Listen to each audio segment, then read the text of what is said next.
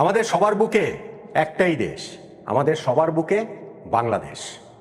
আর গত কিছুদিনের ঘটনা প্রবাহে এই ৫৬,০০০ বর্গ মাইলের ১৮-২০ কোটি মানুষের প্রতিনিধি হয়ে উঠেছিলেন একজন মুস্তাফিজুর রহমান।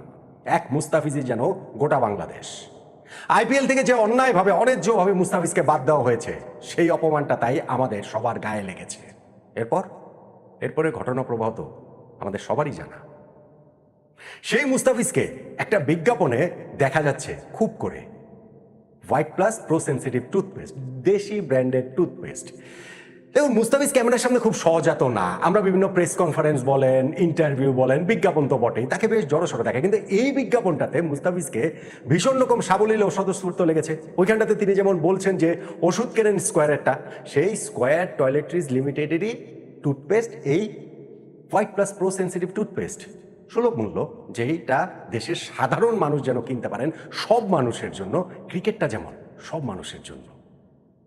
অথচ সেই ক্রিকেটের সবচেয়ে বড় আসর বিশ্বকাপ ক্রিকেটে আমরা এবার খেলতে পারছি না। নানান ঘটনা প্রবাহে আমাদের খেলা হচ্ছে না। এই বিশ্বকাপে বাংলাদেশের কোন জিনিসটা আমি সবচেয়ে মিস করবো জানেন?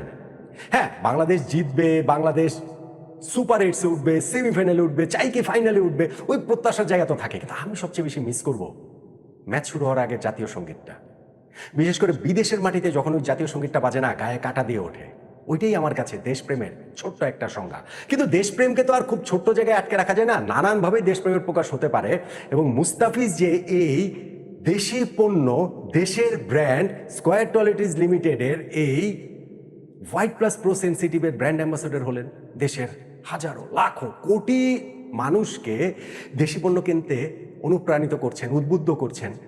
এটাও কি দেশপ্রেম না? এটাও দেশপ্রেম। বুকে বাংলাদেশ নিয়ে দেশি পণ্যের ব্র্যান্ড অ্যাম্বাসেডর আমাদের এই মুস্তাফিজুর রহমান। এই মুস্তাফিজরাই বাংলাদেশ, যখন তারা ক্রিকেট খেলেন তখনও, যখন তারা ক্রিকেট খেলেন না তখনও। কারণ আমাদের সবারই বুকে বাংলাদেশ।